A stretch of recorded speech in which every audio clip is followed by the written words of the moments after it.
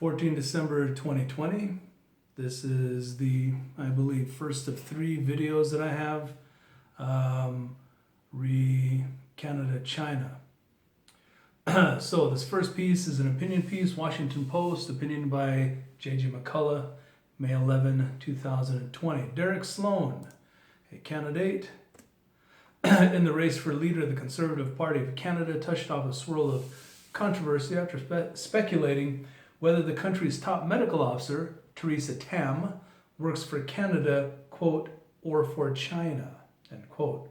To progressives, Sloan's words were textbook racism, tainting the patriotism and professionalism of a Hong Kong-born doctor with dark allegations of dual loyalties.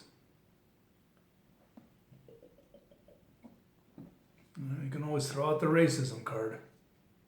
On the right, the line was widely dismissed and a formal effort to remove Sloan from the party gained little traction.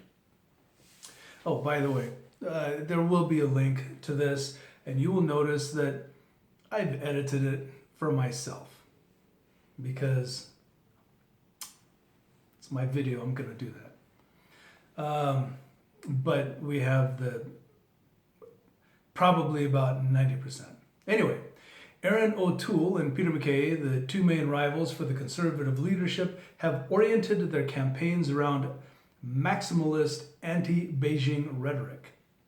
It's time for Canada to practice social distancing with the Chinese Communist Party instead of bowing to their every command, thundered O'Toole in an April 16 fundraising email. O'Toole, a former Air Force officer, is running as the more aggressively conservative frontrunner.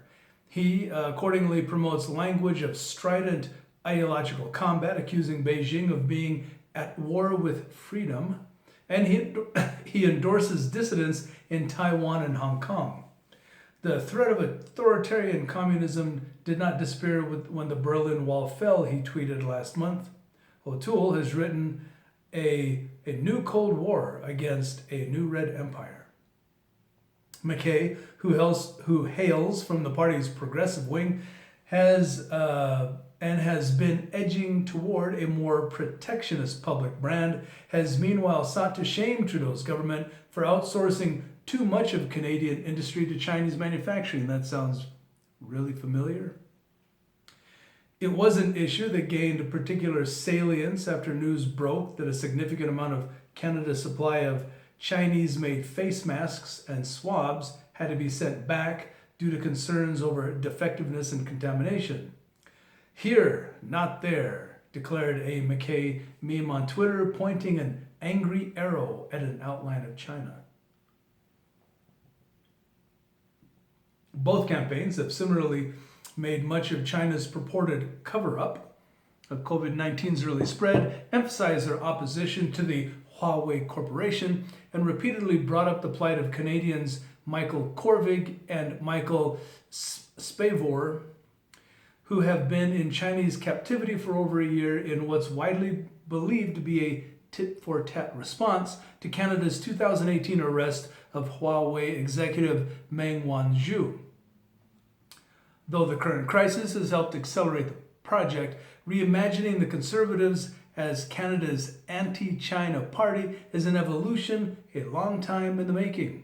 A fascination with the possibilities of a liberalizing China was certainly prevalent on both sides of Canada's partisan divide during the 1990s and early 2000s, yet it was ultimately the Liberal Party that seemed to have the most stars in its eyes, captivated by the possibility of a powerful new ally to offset dependence, quote-unquote, on the United States, a traditional preoccupation of Canada's left. The ability to caricature the administration of Trudeau, specifically as a Chinese bootlicker, in MacKay's words, likewise owes heavily to one of the most infamous gaffes Trudeau ever made.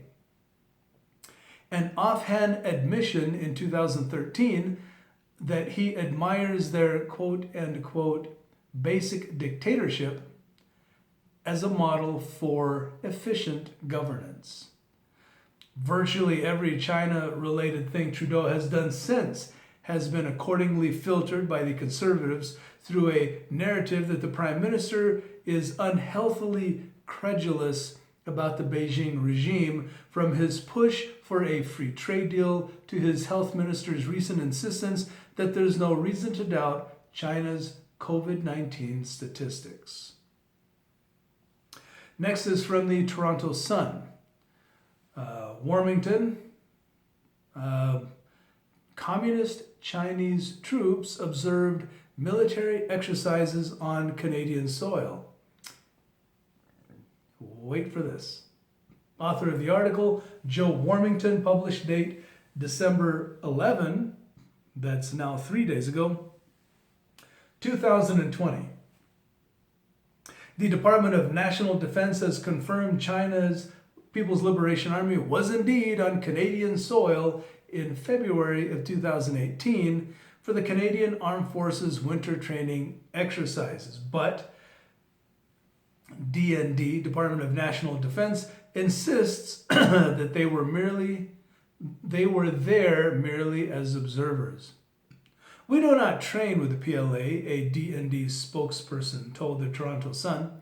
However, based on an agreement signed in 2013, there has been the occasional reciprocal granting of observer status for non-sensitive activities, including winter survival exercises. The Canada-China Promotion and Reciprocal Protection of Investments Agreement came into practice in 2014 when Stephen Harper was still Prime Minister. There doesn't appear to be a reference to this agreement pertaining to the military in documents obtained by Rebel News and reported on by the Globe and Mail Thursday.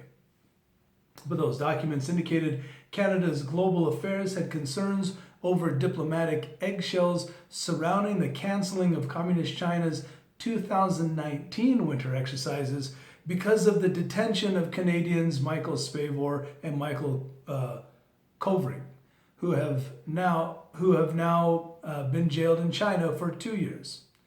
A series of reports and emails indicate a reluctance from Chief of Defense Staff General Jonathan Vance and Royal Canadian Air Force Major General Derek Joyce to move forward with these joint endeavors. Before the detention of the two Michaels and Canada's arrest of Huawei business executive Meng Wanzhou on charges brought by the United States, DND now acknowledges the 2018 version of winter exercises did have PLA uniformed soldiers here, or in Canada, as part of an agreement between Canada and China. For instance, a Canadian Army delegation visited China in January 2018, while a PLA delegation visited Canada in February of that same year, said the spokesperson. The documents indicate the winter training was at CFB, or Canadian Forces Base, Petawawa. Yes to Petawawa, said DND, but DND states there have been no reciprocal observer status activities in 2019 or 2020. Although contacted, President Donald Trump's White House said it did not have a comment as of Thursday, this past Thursday. The NATO alliance, of which Canada is a member and China is not, has also not commented so far. Meanwhile, it's unclear if observer status covers senior officers at the colonel or general level coming to participate in military educational programs to Canada, as the documents indicate were scheduled. We will check, but the digging required might take quite some time, said D&D. Documents, which were not effectively redacted to cover up classified material, indicate Canadian Armed Forces engagements with the Chinese People's Liberation Army in Canada were to include PLA members attending the Canadian Securities Program at CFC, or the Canadian Forces College in Toronto. The document states 2 PLA members, typically at the senior colonel, or lieutenant colonel level, to be confirmed. There are other similar courses in Kingston mentioned as well, but one at this historic college in Toronto stood out since this has been a breeding ground for so many generals on their way up to the ranks. A different document talks about a military education commander's dialogue involving a 1-star or 2-star level delegation, and another CAF PLA defense coordination dialogue involving 2-star level led delegation. DND has indicated guests who came in for this program are lodged at the Holiday Inn Yorkdale at 3450 Dufferin Street.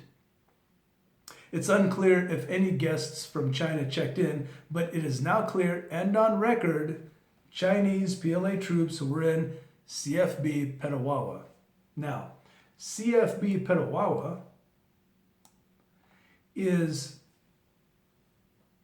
roughly northwest of Fort Drum in upstate New York, with a minimum time travel of 3 hours and 31 minutes for 316.7 kilometers via the Trans-Canada Highway / Highway 17, with a maximum time of 4 hours and 23 minutes or 380.1 kilometers via Ontario 41 South. So they're right close. I'm going to cut this one short because it's already 11 minutes. So yeah, this is cut short and I'll get to the next one. All right, 623 out.